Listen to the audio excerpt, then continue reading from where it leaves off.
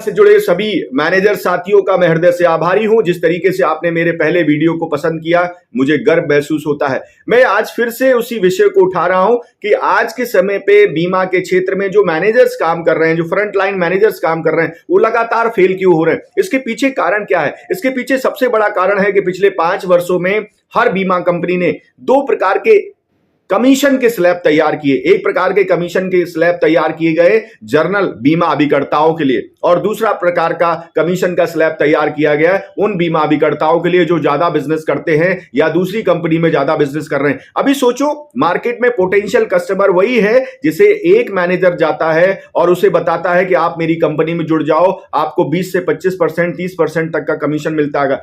Client वही है, prospect वही है, एजेंट बनने वाला प्रोस्पेक्ट वही है, उसी को बनाना चाहता है। वहीं पे फिर से उसी कंपनी का दूसरा मैनेजर जाता है, वो कहता है कि आप मेरी कंपनी में लीडर बन जाओ, और लीडर बनने पे मैं आपको 80%, 85%, 90% तक का कमीशन ऑफर करता हूं।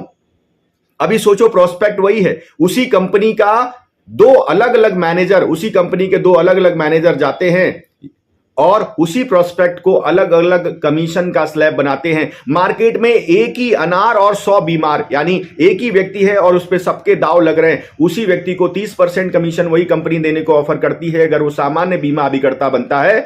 लेकिन अगर वो असामान्य बीमा अभिकर्ता, यानी उनका जो दूसरा मॉडल है, वेरिएबल मॉडल है, उसका हिस्सा बनता है, उसी बीमा अभिकर्ता को 80% तक कमीशन मिलता है। ऐसी परिस्थिति में रिक्रूटमेंट का जो चैलेंज आ चुका है, रिक्रूटमेंट नहीं हो रहे हैं, कोडिंग नहीं हो रहे हैं मैनेजर्स की, उसकी वजह से मैनेजर फ्रस्ट्रेट हो रहे हैं। और मैनेजर्स जब कोडिंग नहीं कर पाएंगे तो बिजनेस कहां से आएगा। और जब मैनेजर किसी के पास जाता है तो बोलता है कि आप मुझे 25%, 30% ऑफर कर रहे हो, 35% ऑफर कर रहे हो। आपकी कंपनी का वो दूसरा मैनेजर आया था, उसने बताया कि मुझे 80% तक मिलेगा, 85% तक मिलेगा। आप मुझे बताइए मैं किसके साथ ज्वाइन करूं। कंपनी एक है, प्रोडक्ट एक है, सारी सिचुएशन परिस्थितियां भी एक हैं, लेकिन एक आदमी 30%, 35% से ज्यादा ऑफर नहीं कर पा रहा है कमीशन को, और वहीं पे उसी कंपनी का दूसरा मैनेजर ज्यादा ऑफर कर रहा है। सो जो फ्रंट लाइन मैनेजर्स हैं, जहां पे जिनको एजेंसी को रिक्रूट करना है, आप इसको इस तरीके से लीजिए कि आज के 70 साल पहले जब LIC ने एजेंसी की शुरुआत की थी, ये जो कॉन्सेप्ट है ऑलरेडी बहुत सैचुरेशन की स्थिति में है।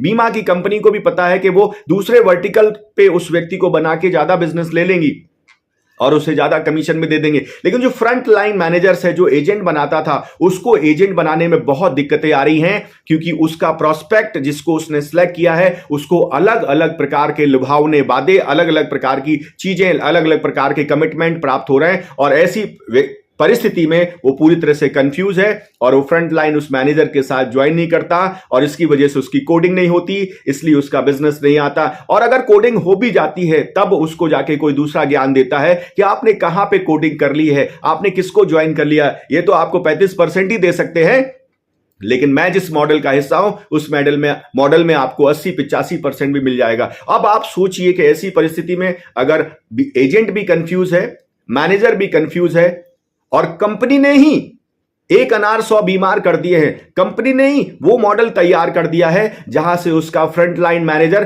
कहीं ना कहीं हारे। और ऐसी परिस्थिति में उस मैनेजर के ऊपर लगातार दबाव है, लगातार कि आपकी प्रोडक्टिविटी नहीं आ रही, आपका बिजनेस नहीं आ रहा, आपका कोडिंग नहीं आ रहा, आप ये नहीं कर पा रहे हो, आप वो नहीं कर पा रहे। वो बेचारा उस मार्केट में भाग रहा है, दौड़ रहा है, सब प्रयास कर रहा है, लेकिन जो चीज पॉसिबल ही नहीं है, जिस चीज पे अलग अलग कैलकुलेशन है, अगर आप एक काम कर रहे हैं और उस काम में आपको 1 रुपए मिल रहा है, उसी काम को करने से अगर आपको कोई 2 रुपए दे रहा है, तो आप किसे ज्वाइन करना चाहेंगे। और ये बहुत बड़ा चैलेंज है जिसकी वजह से रिक्रूटमेंट नहीं हो रहा है, और अच्छे अच्छे मैनेजर्स रिक्रूटमेंट ना कर पाने की वजह से बीमा के इस क्षेत्र में हार रहे हैं, मैदान छोड़ के जा रहे हैं। मैं आप सभी को कहना चाहता हूं, वास्तविकता को समझिए, उस सिचुएशन को समझिए कि जिस सिचुएशन में आप बल्ला चला रहे हैं, लेकिन बॉल आपके बैट पे नहीं आ रही। क्यों नहीं आ रही? क्योंकि आपकी कंपनी ने ही मॉडल डिजाइन किया है जिसकी वजह से आप फेल हो सके।